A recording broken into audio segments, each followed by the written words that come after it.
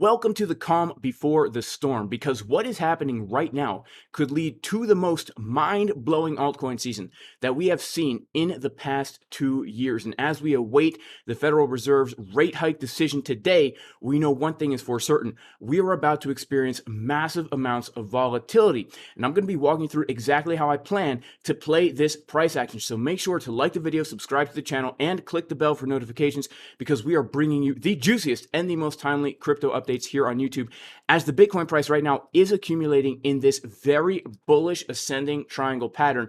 You can see that the target to the upside and the target to the downside are both coming in at very, very key levels of resistance and support. So we're going to be diving into Bitcoin, more importantly, altcoins. But before we do that, we have to understand the macro environment of what is happening. The world is on the brink of complete economic disaster right now. We are seeing banks internationally. This is not just the United States problem. Banks are failing. We have seen the third largest bank in Europe basically become insolvent. We are seeing the Fed circumventing their own debt ceiling to borrow billions to bail out these banks. And the Fed has to make a very, very tough decision today. Are they going to continue to raise interest rates? Are they going to stop raising interest rates? Are they going to lower interest rates? No matter what decision is made today, we are going to see a massive amount of volatility come into the market. And remember, there are two events today that we need to wait for. First, the actual decision, whether or not they're going to raise rates, lower rates, or keep rates the same. And then the press conference, where we get to listen to Jerome Powell talk, and his vibration of his vocal cords is then going to dictate which way the price is going to go. Now, right now, the Fed is in between a rock and a hard place, and the reason is because they have two choices. If they continue to raise heights, this is going to make banks continue to fail. We are going to see banks get wrecked. The raising of the rates for the past year is what has led to these banks going under. And so if the Fed comes out and raises rates again, it's going to exacerbate the problem that we're seeing right now. But on the other hand, if the Fed eases off, stops raising rates, or even lowers rates, this is going to basically make inflation come back up. So for the past year, the Fed's been trying to stop inflation by raising rates. Now we're seeing cracks in the banking system, and the Fed doesn't know what to do, right? Are they going to come out and basically make a joke of themselves by lowering rates or keeping rates the same after being so hawkish 2 weeks ago? Or are they going to stick to their guns and raise rates? Time will tell. We cannot know this for certain, but we can see that the market right now is pricing in that they're probably going to raise rates 25 basis points. Now, again, no matter what happens, this is going to cause a lot of volatility right in the beginning at 2 p.m. By the way, I will be live streaming this, so make sure to come by the live stream at 1:30 p.m. It's going to be an insane time.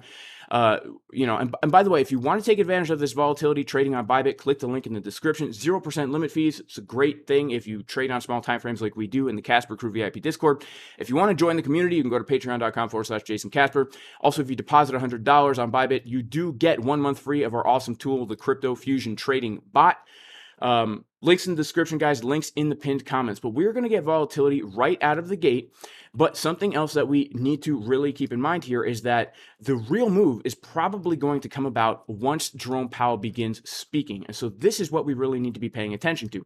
There are two major zones of support and resistance. The first one is going to be around $30,000. That is going to be major resistance for Bitcoin. The support is going to be around $26.8 thousand. These are the two major zones. What that means is when we get massive spikes of volatility, these are going to be the two major pivot points where we can actually look to enter a trade as Jerome Powell starts speaking. If we get a massive pump and he starts being hawkish as we're at key resistance, we can look for a short. If it comes out and we dump and then he starts being very dovish, we can look at a long from key support. But one thing that I think is very important to understand is that no matter what happens, this is going to be bullish for Bitcoin in the long term, because if they continue to raise rates and we are continuing to see banks fail, what that means is that basically people are going to be FOMOing into crypto more and more because banks are failing. We've seen $200 billion come into crypto in the past 2 weeks.